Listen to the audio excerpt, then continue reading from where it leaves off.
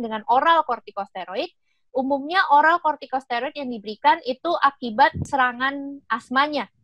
Jadi serangan asmanya, kalau seandainya dia terjadi serangan asma, maka akan diberikan short course atau terapi oral kortikosteroid jangka pendek. Biasanya cuma sampai 5 hari atau 7 hari. Jadi seandainya oral kortikosteroid ini tidak digunakan jangka panjang, efek samping tidak akan terjadi.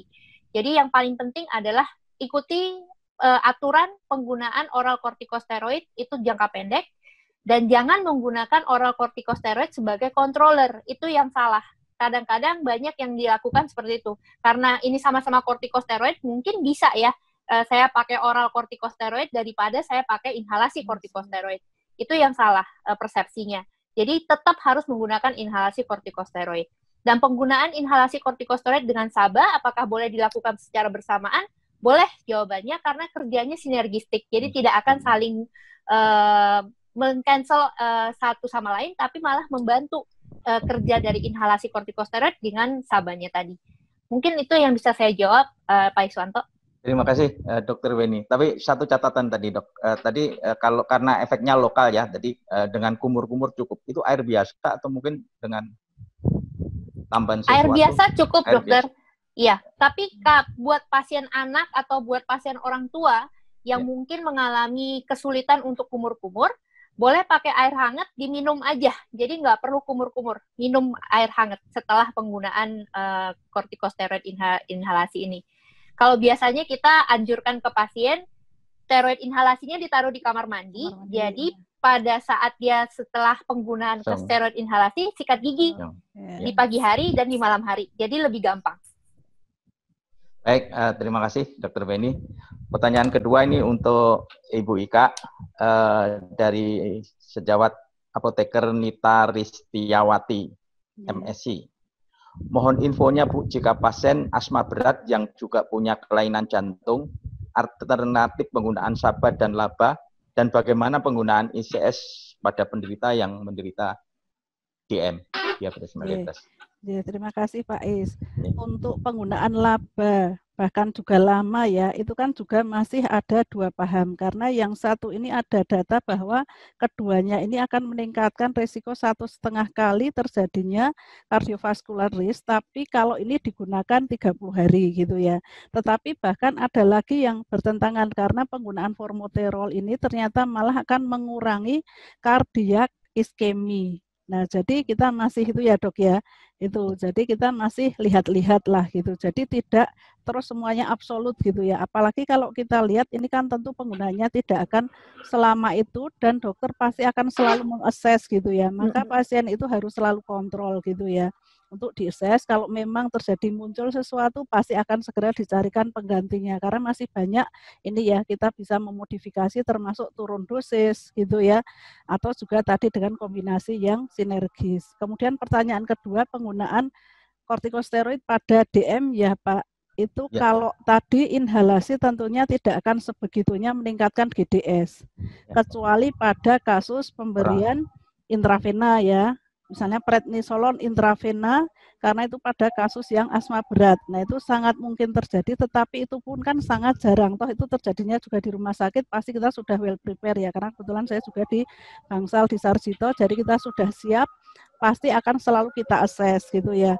Apalagi terjadinya ketoasidosis pun itu juga masih jarang sekali gitu ya. Jadi jangan khawatir, maka sebaiknya ini apoteker dan dokter atau klinis ini menjadi mitra untuk selalu berada di sampingnya pasien untuk melakukan observasi, memberikan yang terbaik untuk pasiennya dengan tidak melupakan tadi outcome terapi serta kualitas hidup pasien. Pasti itu tujuannya. Oke, terima kasih Pak Is. Terima kasih Ibu Ika. Kita lanjutkan dengan pertanyaan berikutnya kepada Dr. Weni. Dari Sejawat Tris Yulianti Gunawan. Dok, ini saya kira satu pertanyaan yang juga sangat penting. Tadi Bu Ika juga sempat nyinggung bagaimana menjelaskan penggunaan peralatan ya. Seretik diskus ini perlu dikocok dahulu.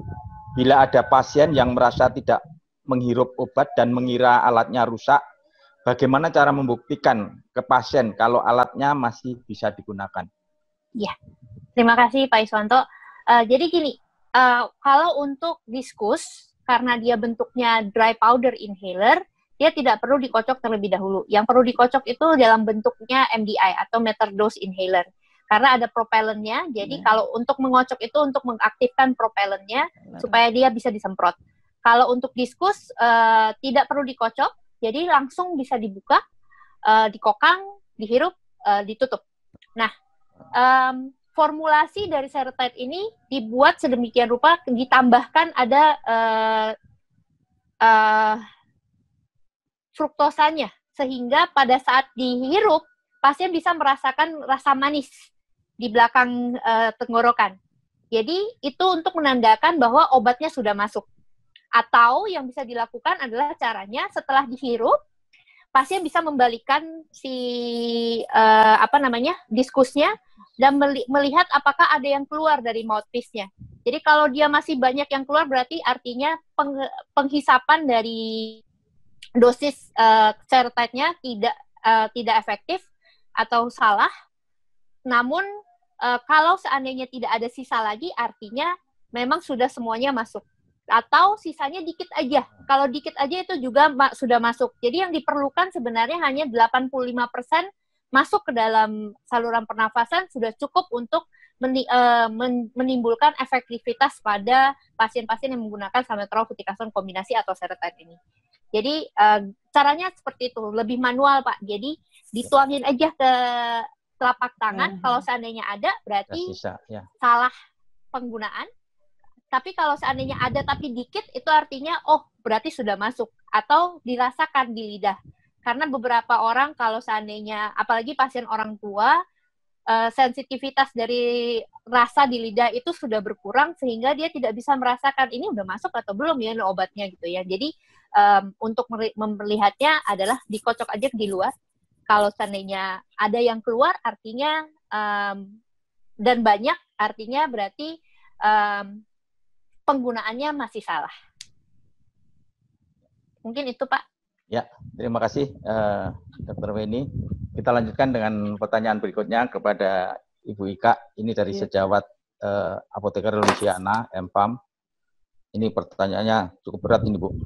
Jika ada seorang pasien dengan status asma berat ya yang diterapi dengan asmatikus, diterapi dengan aminofilin drip secara continuous infusion. Pilihan untuk terapi inhalasi yang tepat sebaiknya yang resimennya bagaimana Bu? Jika pasien masih dapat terapi kortikosteroid injeksi dan pasien juga mengalami efek takikardi sampai terjadinya SVT. Mohon infonya. Untuk yang pertama dulu, kalau tadi dapatnya aminofilin ya, aminofilin yang drip atau injeksi IV yang disuntikkan dengan lambat ya, minimal harus lebih dari 20 menit itu, tentunya tidak masalah, artinya bahwa selama dia tidak bertemu dengan SABA, itu kan akan terjadi hipokalemi gitu ya, akan memperparah kardiovaskuler pasien. Maka sebenarnya asal tidak ketemu dengan SABA itu tidak masalah Pak gitu ya kalau untuk aminofilin. Tetapi kalau tadi misalnya pasien, dan ini kan ada efek samping aritmi tetap harus diwaspadai ya. Tetapi tadi kalau misalnya pasien juga sudah sampai dapat kortikosteroid ya Pak itu tadi ya. Sampai dapat kortikosteroid, kemudian ada gangguan di kardiovaskuler gitu ya. Nah itu memang bisa jadi pemberian kortikosteroid itu kalau oral dosis tinggi itu pasti ada pengaruh kepada fibrilasi atrium. Itu ada beberapa penelitian, bahkan juga ada fibrilasi ventrikular ya. LV juga ada. Kemudian yang penting di sini kalau memang itu terjadi pasti kita akan menurunkan dosis dari kortikosteroidnya, mau tidak mau gitu ya.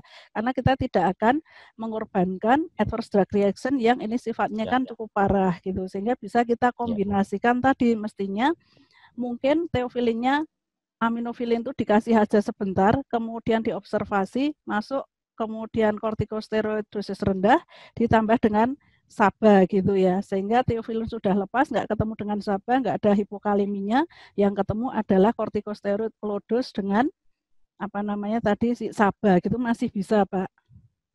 Jadi jangan khawatir. Jadi sebenarnya step-step Kontrolernya ada ya.